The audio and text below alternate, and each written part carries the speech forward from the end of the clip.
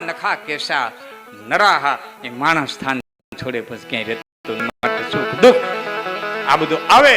એ ગરુડજીએ એટલું કીધું, ભૂલ્યા નથી ને પછી મારી વાત ગમીને. કેમ તો આ મુંદ્યાને બેઠો કાંઈથી પોપટ કે જમરા હતા નીકળ્યા હતા મારા સામું દાંત કાઢ્યા. ગરુડ કે હું મુંજાણો અવતાર માટે પીઠ ઉપર એવા અઘરવનમાં મૂક્યા હું સૂર્યનારાયણ કિરણ ન પહોંચે. ઉપાડ્યો ભાઈ 500 ગાઉના પલામાંથી આંબલીનું ઘેગુર જાળવું એની બખલમાં મૂકીને કીધું કાંઈ બેસ, કાલ પાછો આવું. સીધા જમલોકમાં જઈને કીધું મહારાજ આ રસ્તે નીકળ્યા હતા મારા મિત્ર પોપટના હામા જઈને દાંત કાઢ્યાનું કારણ કે મને વિધાતાની ભૂલ દેખાણી.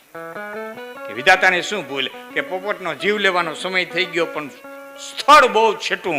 મને એમ જો કેવડું પંખી એની કેવડી ઉડ હજી અહીં બેઠો ને કઈ પોતે ન્યા કે ક્યાં લખ્યું કે 500 ગાઉના પલામાંથી કે આંબલી છે એની બખોલમાં લખ્યું ગરુડ છે કે મુંજાવમાં ધંધો કરીને જ આવ્યો છે.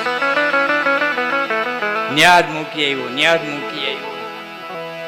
હે જન્મ મરણ સબ દુઃખ સુખ ભોગા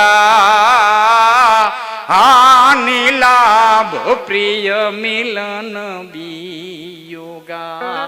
કાલ કરમ ક્યાંક કરમ કામ કરે તો ક્યાંક કાળ કામ કરી દે. હિરોશીમા નાગાસાકી પર અણુબોમ્બ ફેંકે અમેરિકા 45માં બીજા વિશ્વયુદ્ધમાં અને લાખો માણસો એકાયરે ઓગળી અને મરી જાય તો બધાના કર્મ એક હરખા ન હોય. ત્યાં કર્મ નહીં, ત્યાં કાળ કામ કરી ગયો. એટલે તુલસીદાસજી 2 શબ્દો લખ્યા, કાલ કર્મ બસ હોય. ક્યાં કાળ કામ કરી દે, ક્યાં કર્મ કામ કરી દે, ક્યાંક કાળે કામ કરી જાય. ધરતીકંપ આવે ને એકારે લાખો માણસો મરી જાય તો બધાના કર્મ એક સરખા ન હોય. ત્યાં એ કાળ કામ કરી દે. આ બધું એક જબરજસ્ત ગતિ છે ઈશ્વરની. એ જે સંચાલન કરી રહ્યો છે એને એકાદો પ્રસંગ મારે કહી પછી આપણે જે બધાના નદીઓ છે જે એને આપણે આગળ ઉપર લેશું. પણ એની જબરદસ્ત ગતિ છે લંકાના. હા એકાદો પ્રસંગ, હા એ કહું ને એકાદો પ્રસંગ. એની જે ગતિ છે લંકાના પાદરમાંથી રાવણ રામ લક્ષ્મણને લઈ ગયો. વાત બહુ જાણીતી છે. રામ લક્ષ્મણ લઈ ગયો. હનુમાનજી મહારાજ પાતાળમાં ગયા, મકરધ્વજને બાંધી રાવણને મારી રામ લક્ષ્મણને ખંભે ઉપાડી અને આવતા ત્યારે રસ્તામાં કીધું પ્રભુ આ તો સારું થયું હું આવ્યો. કે નકર ઓલો મારી નાખત બલીને બોકડા જેમ સાના મુના બેઠા હતા ને હૈલા ને તેલ્યા ને ડોયલા ને બોયલા. મહારાજ એ કંઈક તમારે કાંઠા વહી ગયા તો કરવા હતા પણ થાતી હોય થાય પણ માણા કઈ દાખલો તો કરો. તમે તો હાવ સાના મુના બેઠા. રામે એમ કીધું લખવાન વિધિના વિધાન હોય ને હનુમાન વિધિના વિધાન હોય ને એ સૌ પૂરા કરવા પડે. કે ઠાવકો એમ કે લંકાના પાદરમાં ઉતારીને સીધા હનુમાનજી મારે કે ગયા વિધિલોકમાં. વિધાતા હુતાતા ને સોટલો દાલીને ઢળ્યા મારા રામના લેખ તારાથી હવે લખાય કેમ? ઢળતા ઉમરા સુધી લેવા મારા રામના લેખ તારેથી હવે લખાય કેમ? વિધાતા કે મારો ચોટલો મૂકીને પૂછે ને જવાબ દે. એ ચોટલો મૂક્યો બોલ શું?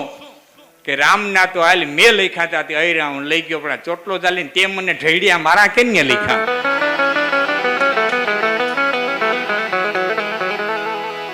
કે આ લખનાર કોણ? કે આ તો હર કહા અને વેલી ખા છઠ્ઠી રેણકા અંગ. એમાં જવ વધે ને તલ ઘટે તો રે જીવ નિશંક. તો હર કહા અને વેલી ખા છઠ્ઠી રેણકા અંગ. જે થનારું છે એ થનારું છે 5 દો ઉપર ચઢો કે પેસો ને 50 દોય પણ હોણી અણુ હોણી નહીં અને હોણી હોઈશો હોય. 5 ને 2 હાથલો સુધી ઉપર જાઓ કે પેસો ને 50 દોય. 5 ને 2 હાથલો સુધી નીચે જાઓ. અતલ વિતલ ભૂતલ સુતલ તલાતલ રસાતલ મહાતલ ને પાતળ. 7 પાતાળમાં ગમે ત્યાં જાઓ, 7 આકાશમાં ગમે ત્યાં જાઓ, 14 લોકમાં ગમે ત્યાં જાઓ. હોણી અણુ હોણી નહીં અને હોણી હોય તો હોય. હાથ વછૂટી જર પડી એને કાઢી ન શકે કોઈ. હોણી અણુ હોણી નહીં અને હોણી હોય તો હોય. માટે સંપતથી મત રચીએ અને વિપત પડે મત રોઈએ. સંપતથી આનું કદી અભિમાન ન કરવું. મત રચીએ અને વિપત પડે મત રોય. વિપત્તિ આવે તો કદી રોવા ન બેહવું. વિપતે ઉધમ કીજીએ તો ઉધમ વિપતને ખાય. સંપતથી મત રચીએ વિપત પડે મત રોય. અભિમાન.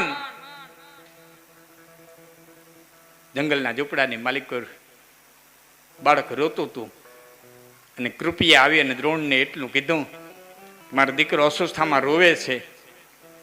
એક ગા ક્યાંકથી ગોતી આવો ને કે અજાતિ બ્રાહ્મણ છું, હાથ લાંબો નથી કરતો. કે પણ અહીં આશ્રમમાં તો કોણ બાંધવા આવે? ભાગમાં ઈચ્છે તો કોઈ બાંધી દે પણ અટાણ મારે કેમ છાનો રાખવું?